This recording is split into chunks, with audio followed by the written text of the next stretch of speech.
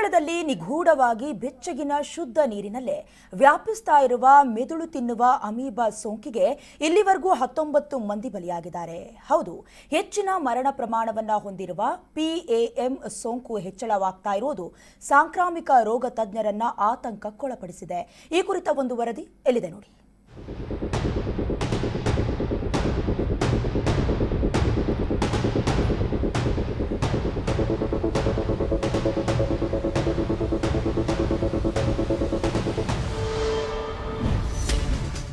ದೇವರ ನಾಡಿಗೆ ವಕ್ಕರಿಸಿದ ಮೆದುಳು ತಿನ್ನುವ ಅಮೀಬಾ. ಆತಂಕಕ್ಕೆ ಕಾರಣವಾದ ಪ್ರಕರಣಗಳ ಸಂಖ್ಯೆಯ ಏರುಮುಖ. ಕೇರಳ ಸರ್ಕಾರದ ಆರೋಗ್ಯ ಇಲಾಖೆ ಫುಲ್ ಅಲರ್ಟ್.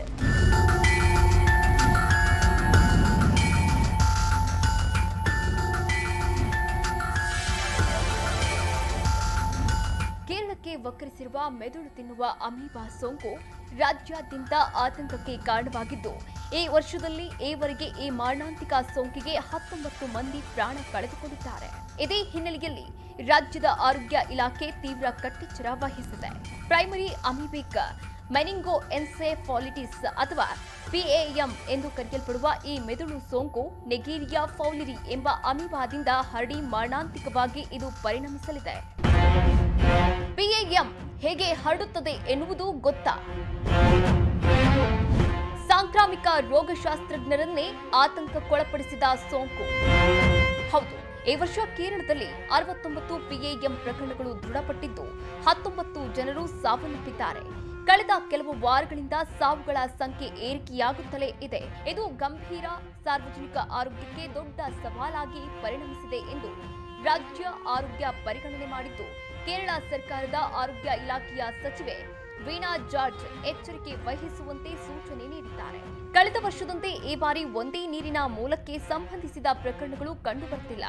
ಬದಲಾಗಿ ರಾಜ್ಯದಾದ್ಯಂತ ಇಂತಹ ಪ್ರಕರಣಗಳು ವರದಿಯಾಗುತ್ತಿರುವುದು ಸಾಂಕ್ರಾಮಿಕ ರೋಗಶಾಸ್ತ್ರೀಯ ತನಿಖೆಗಳನ್ನು ಸಂಕೀರ್ಣಗೊಳಿಸಿರುವುದು ಮತ್ತಷ್ಟು ಆತಂಕಕ್ಕೆ ಎಡೆಮಾಡಿಕೊಟ್ಟಿದೆ.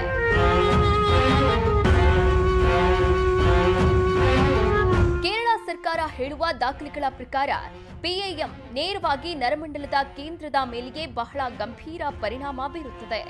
ಈ ಸೋಂಕು ಮೆದುಳಿನ ಅಂಗಾಂಶವನ್ನೇ ನಾಶಪಡಿಸಿ ತೀವ್ರವಾದ ಓತವನ್ನ ಉಂಟು ಮಾಡುತ್ತದೆ. ನಂತರ ಆ ಸೋಂಕಿತನ ಸಾವಿಗೆ ಕಾರಣವಾಗುತ್ತದೆ. ಇದೊಂದು ಅಪರೂಪದ ಮಾರಣಾಂತಿಕ ಸೋಂಕಾಗಿದ್ದು, ಸಾಮಾನ್ಯವಾಗಿ ಆರೋಗ್ಯವಂತ ಮಕ್ಕಳು ಮತ್ತು ಯುವಕರಲ್ಲಿ ಹೆಚ್ಚಾಗಿ ಕಂಡುಬರುತ್ತದೆ ಎನ್ನುವುದು ಇನ್ನು ಆಘಾತಕಾರಿಯಾದ ವಿಷಯವಾಗಿದೆ. ಬೆಚ್ಚಗಿನ ನಿಂತ ಶುದ್ಧ ನೀರಿನಲ್ಲೇ ಈ ಅಮೀಬಾದ ವಾಸ. ಈ ಸೋಂಕಿನ ಲಕ್ಷಣಗಳು ಮತ್ತು ಚಿಕಿತ್ಸೆಗಳೇನು? ಬೆಚ್ಚಗಿನ ವಿಶೇಷವಾಗಿ ನಿಂತ ಶುದ್ಧ ನೀರಿನಲ್ಲಿ ಈ ಅಮೀಬಾ ವಾಸಿಸುತ್ತದೆ. ಆದರೆ ಕಲುಷಿತ ನೀರಿನಲ್ಲಿ ಈಜುವಾಗ, ಧುಮುಕುವಾಗ ಅಥವಾ ಸ್ನಾನ ಮಾಡುವಾಗ ಮೂಗಿನ ಮೂಲಕ ಅಮೀಬಾ ದೇಹವನ್ನ ಪ್ರವೇಶ ಮಾಡುತ್ತದಂತೆ. ಕಲುಷಿತ ನೀರನ್ನ ಕುಡಿಯುವುದರಿಂದ ಈ ರೋಗ ಬರುವುದಿಲ್ಲ.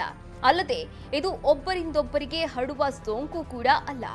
ಜಾಗತಿಕ ತಾಪಮಾನ ಏರಿಕೆಯಿಂದ ನೀರಿನ ಉಷ್ಣತೆ ಹೆಚ್ಚಾಗುತ್ತಿರುವುದು ಹಾಗೂ ಬಿಸಿಲಿನಿಂದಾಗಿ ಹೆಚ್ಚು ಜನರು ಜಲಕ್ರೀಡೆಗಳಲ್ಲಿ ತೊಡಗಿಸಿಕೊಳ್ಳುವುದರಿಂದ ಈ ರೋಗದ ಅಪಾಯವನ್ನು ಹೆಚ್ಚು ಮಾಡುತ್ತಿದೆ ಎಂಬುದನ್ನು ತಜ್ಞರು ಹೇಳುತ್ತಿದ್ದಾರೆ.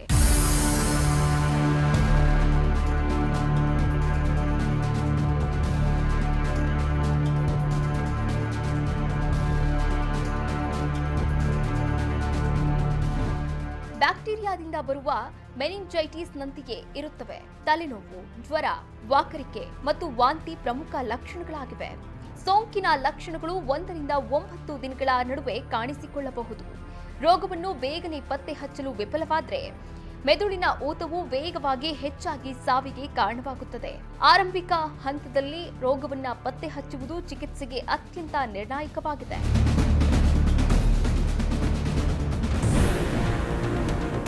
ಎರಡ್ 2016ರಲ್ಲಿ ಮೊದಲು ಕಾಣಿಸಿಕೊಂಡ ಪ್ರಕರಣ. ಸರ್ಕಾರ ಕೈಗೊಂಡಿರುವ ಮುನ್ನೆಚ್ಚರಿಕೆ ಕ್ರಮಗಳೇನು?